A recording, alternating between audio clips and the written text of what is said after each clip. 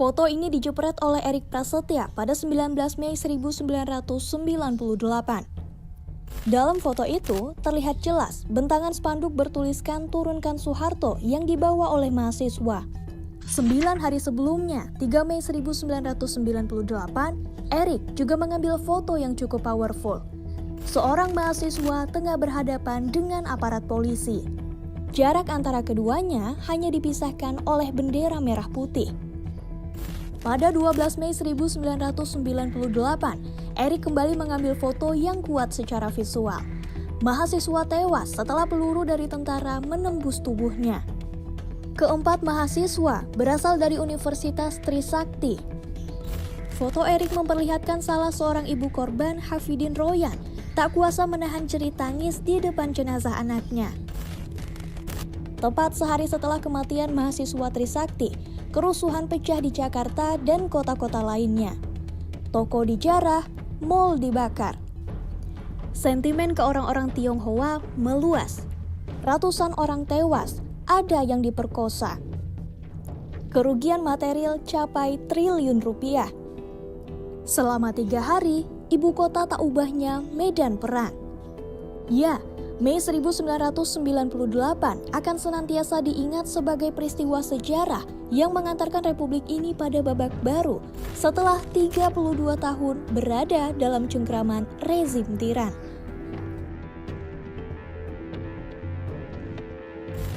Pada 1997, Soeharto dan Golkar kembali menang pemilihan umum. Akan tetapi, di tengah kemenangan yang mungkin ia rayakan, sebetulnya Soeharto hanya menunggu waktu kejatuhan. Pasalnya, kekuatan Orde Baru mulai digoyang cukup intens oleh oposan politik lainnya, dari parpol, ormas, ulama, hingga aktivis maupun intelektual. Kendati belum sampai pada taraf revolusi yang mendongkel singgasana Soeharto, kelompok oposisi kala itu setidaknya menggaungkan kritik tajam perihal kekuasaan absolut, pembungkaman aspirasi, hingga kecurangan pemilu. Sebagaimana watak rezim Orde Baru, suara kritis seketika ditutup rapat. Dan kehidupan setelahnya seolah berjalan baik-baik saja. Namun, ternyata tidak baik-baik saja. Pertengahan 1997, sebulan setelah pemilu, Thailand dihajar krisis ekonomi yang menyebabkan mata uang baht anjlok nilainya. Krisis ini merembet pula sampai Indonesia yang berdampak pada turunnya harga rupiah. Pada Desember 1997, mengutip data Bank Dunia, nilai rupiah terhadap dolar AS merosot sampai 106,9%. Kondisi itu lantas membuat para investor menarik dananya dari Indonesia, yang semakin membuat krisis kian sulit dikendalikan. Keadaan bertambah runyam kala berbagai kebijakan fiskal dan moneter yang diambil tak cukup efektif dalam menangani krisis. Belum lagi, di saat bersamaan cadangan devisa terus menipis.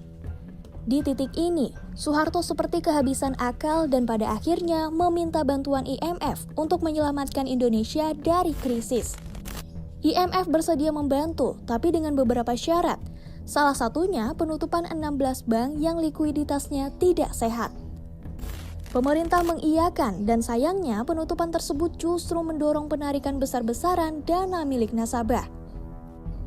Pada Januari 1998, nilai rupiah terhadap dolar AS bahkan tembus hingga Rp17.000.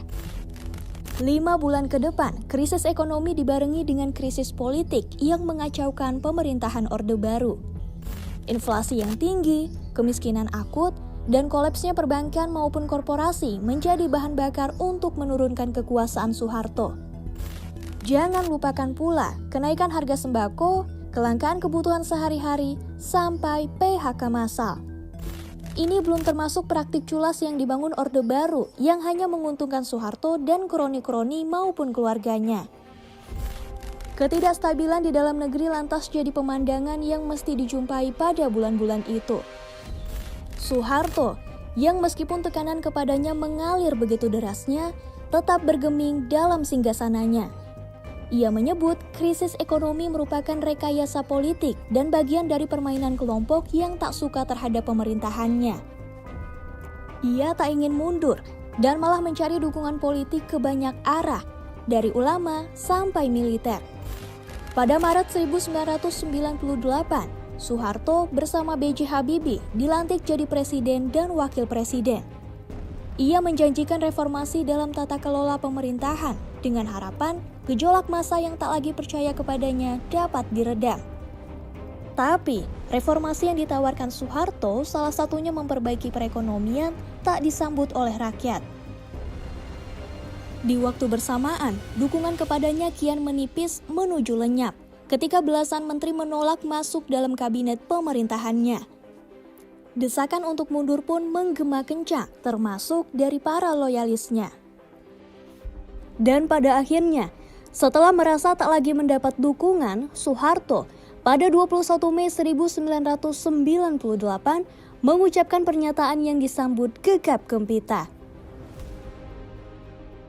Saya memutuskan untuk menyatakan berhenti dari jabatan saya sebagai Presiden Republik Indonesia terhitung sejak saya bacakan pernyataan ini pada hari ini, Kamis 21 Mei 1998. Ya, setelah 32 tahun berkuasa, Orde Baru tumbang dalam rentang 5 bulan penuh huru-hara selama 1998. Soeharto turun dan B.J. Habibie, wakilnya, naik menggantikannya. Reformasi lalu menjadi penanda bergantinya Indonesia ke arah yang lebih demokratis. Tapi, apa saja yang sudah muncul selama 25 tahun terakhir setelah reformasi 1998?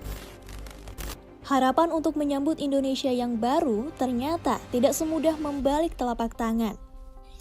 Tim Lindsay, akademisi dari University of Melbourne, dalam tulisannya menyebut bahwa reformasi adalah sejarah. Setelahnya, Indonesia dihadapkan pada banyak ketidakpastian yang melahirkan kecemasan dan kebingungan karena satu dan lain soal. Ada sistem politik yang rentan, institusi korup, jejak oligark yang termanifestasi lewat penguasaan sumber daya alam, hingga represi terhadap sipil. Hal di atas sejalan dengan temuan beberapa lembaga terkait situasi di Indonesia. Catatan Transparency International misalnya, menempatkan Indonesia pada posisi 110 dari 180 negara dalam indeks korupsi. Nilai Indonesia turun 4 poin menjadi 34 dari tahun lalu sebanyak 38 dan menjadikannya penurunan terbesar sejak 1995. Kemudian, dari catatan Freedom House, indeks kebebasan sipil di Indonesia diberi predikat partly free atau sebagian bebas dengan skor 59 dari 100. Penilaian tersebut menyoroti betapa perkara-perkara seperti diskriminasi terhadap kelompok minoritas, pendekatan militeristis ke Papua, sampai regulasi yang mengekang, misalnya pasal penodaan agama, adalah batu ganjalan yang dihadapi Indonesia pasca 1998. 25 tahun berlalu sejak reformasi 1998. Soeharto digulingkan dengan harapan belenggu kediktatoran dapat dilenyapkan. Tapi, 25 tahun sejak reformasi 1998, langkah untuk mewujudkan harapan yang ideal itu ternyata masih tertatih-tatih.